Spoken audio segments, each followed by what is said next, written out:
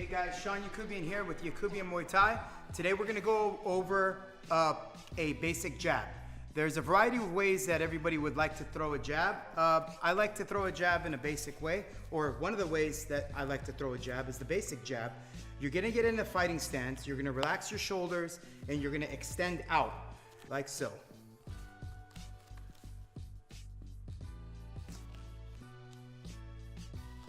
When you're throwing a jab, you want to always cover your chin.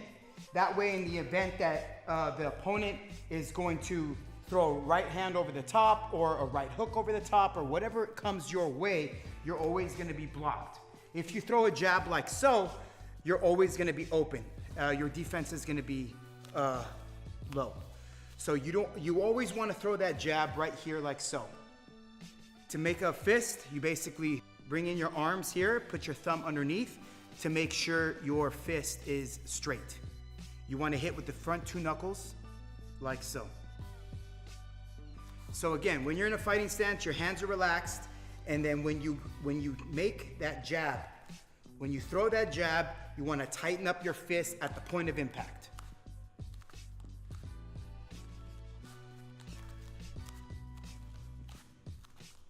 When you're in a fighting stance, you're going to use the ball of your foot to push off to give you that more of that weight behind that punch.